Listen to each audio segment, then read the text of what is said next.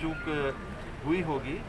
इस बात को देखते हुए कि कोरोना गिर रहा है, तो जिस बात की संभावना पूरे दुनिया के कोरोना के आचरण से जग जाहिर है कि पहला स्पाइक, पहला फेज़ आने के बाद दूसरा आने के बाद कई देशों में तीसरा, और तीसरा आने के बाद चौथे फेज़ भी, चौथे स्पाइक भी आए हैं। तो ये मान लेना कि कोरोना आया और अब हट रहा है तो गया, यहाँ सबसे बड़ी कमी होती है। दूसरा, वैक्सीनेशन की भी जो व्यवस्था चल रही है, वैक्सीनेशन लगने के 70 दिन बाद हम में इम्यूनिटी आएगी। आज अगर हम वैक्सीनेशन लगाते हैं तो 6 से 8 हफ्ते के बाद में दूसरा डोज, तो मैं सुझाव दूंगा कि 6 से 8 मतलब जितना लेट लगाइए उतना माना जा रहा है कि प्रभाव इसका कारगर होगा, और उसके बाद दूसरा डोज लीजिए।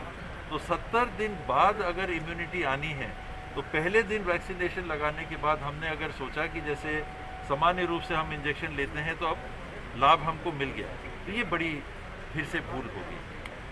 मंत्री जी, दुर्ग जिले की बात करें, यहाँ पे व्यवस्थाओं की बात करें तो जो जांच का जो दायरा है काफ़ी स्लो है, रफ्तार धीमी है, लोग घंटों लाइन में लगे हुए हैं, लाइन में लगे हुए हैं। लेकिन कल सुबह से कम प्रयास रहेगा कि यहाँ पर और आपके पास किट्स उपलब्ध करा दिए जाएंगे। प्रत्येक दिन छत्तीसगढ़ में 25,000, 2.5 लाख या 25,000 की किट्स लाने की व्यवस्था हो रही है। और महाराष्ट्र में स्पाइक आने के बाद में खींचातानी किट्स के लिए जो पहले सुलभ उपलब्ध हो रहे थे, ये खींचातानी की स्थिति अभी बनी हुई है। प्रत्येक दिन कोटा आ रहा है और प्रत्येक दिन के कोटे से हर जिले में, और संक्रमित जिलों को ज़्यादा, औसत से ज़्यादा, कि हर जिले की आबादी है उससे भाग दे दीजिए, कितने किट हैं सबको बराबर बराबर दे दीजिए। अब उस स्थिति से हट के जो जिले ज़्यादा संक्रमित हैं उनको तुलनात्मक ज़्यादा किट्स अवेलेबल करा के, उपलब्ध करा के टेस्टिंग को बढ़ाने की बात चल रही है।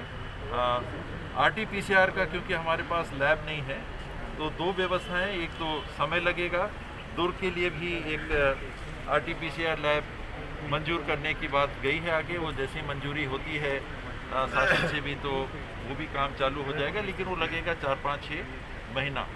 आज के लिए एंटीजन और प्राइवेट सेक्टर में भी जहां लैब है, 380 रुपये में प्राइवेट सेक्टर में टेस्टिंग की व्यवस्था की गई। जो मंत्री जी, आपके द्वारा ये कहा गया कि लॉकडाउन लगाना जो कोरोना पर काबू पाने का हल नहीं है, तो फिर इसका हल क्या है? आखिर में कहाँ चूक हो रही है सरकार से? सरकार से नहीं, कोरोना को नष्ट करने का